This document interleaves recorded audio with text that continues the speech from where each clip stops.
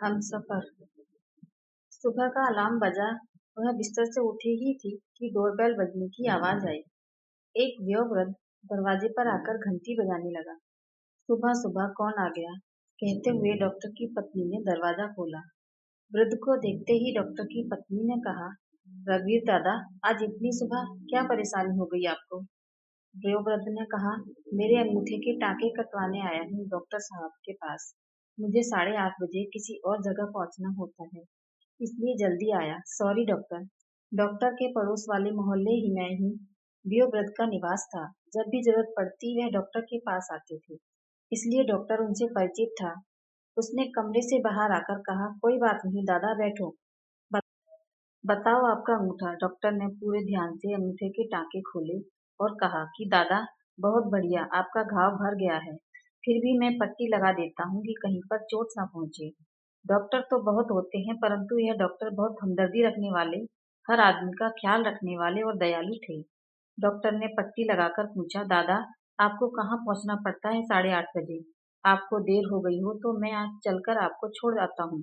वृद्ध ने कहा, नहीं डॉक्टर साहब, अभी तो मैं घर जाऊंगा और नाश्ता तैयार करूंगा, फिर निकलूंगा, 9 बजे पहुंच जाऊंगा। उन्होंने डॉक्टर का आभार माना और जाने के लिए खड़े हुए। बिल लेकर उपचार करने वाले तो बहुत डॉक्टर होते हैं, परंतु दिल से उपचार करने वाले कम होते हैं। दादा खड़े हुए, तभी डॉक्टर की पत्नी ने आकर कहा, दादा, नाश्ता यहीं कर लो।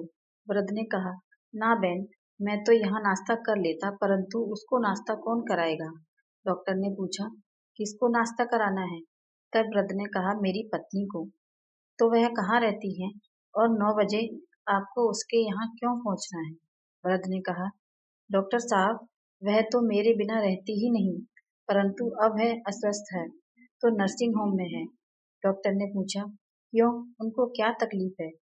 वृद्ध व्यक्ति ने कहा, मेरी पत्नी को अल्जाइमर हो गया है और उसकी याददाश्त चली गई है।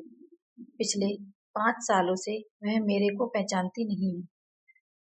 मैं नर्सिंग होम में जाता हूँ, उसको नाश्ता खिलाता हूँ, तो वह फटी आंख से, शून्य नेत्रों से मुझे देखती है। मैं उसके लिए अनजाना हो गया हूँ। ऐसा कहते कहते वृद्ध की आंखों में आंसू आ गए। डॉक्टर और उसकी पत्नी की आंखें भी गीली हो गई। बाजार में नहीं मिलता यह, डॉक्टर और उसकी पत्नी ने कहा। दादा, 5 साल से आप रोज नर्सिंग होम में उनको नाश्ता कराने जाते हो। आप इतने वृद्ध, आप थकते नहीं हो, ऊबते नहीं हो? उस वृद्ध ने कहा, मैं 3 बार जाता हूँ डॉक्टर साहब। उसने जिंदगी में मेरी बहुत सेवा की और आज मैं उसके सहारे जिंदगी जी रहा हूँ। उसको देखता हूँ तो मेरा मन भर आता है। मैं उसके पास बैठता हूँ तो मुझ में शक्ति आ जाती है। अगर वह ना होती तो अभी तक मैं बिस्तर पकड़ लेता, लेकिन उसको ठीक करना है, इसलिए मुझ में रोज ताकत आ जाती है। उसके कारण ही मुझ में इतनी फुर्ती है। सुबह उठता हूँ तो तैयार होकर के काम में लग जाता हूँ। यह भाव रहता है कि उसको मिलने जाना है, उसके साथ नाश्ता करना है, उसको नाश्ता कराना है। उसके साथ नाश्ता करने का आनंद ही अलग है। मैं अपने हाथ से उसको नाश्ता खिलाता हूँ। डॉक्टर ने कहा, दादा, एक बात पूछूं? वह तो आपको पहचानती नहीं, न तो आपके सामने बोलती है, न हंसती है, तो भी तुम मिलने जाते हो। तब उस समय वृद्ध ने जो शब्द कहे, वह शब्द दुनिया में सबसे अधिक हृदयस्पर्शी और मार्मिक हैं। वृद्ध बोले, डॉक्टर साहब, वह नहीं जानती कि मैं कौन हूँ, पर मैं तो जानता हूँ ना कि वह कौन है।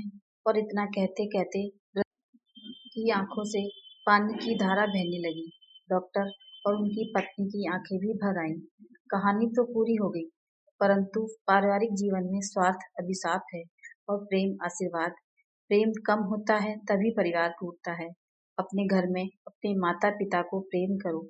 यह शब्द वह नहीं जानती कि मैं कौन हूँ, परंतु मैं तो जानता हूँ। यह शब्द शायद परिवार में प्रेम का प्रभाव प्रभावित कर दे। अपने वो नहीं जो तस्वीर में साथ दिखे, अपने तो वो हैं जो तकलीफ में साथ दिखे।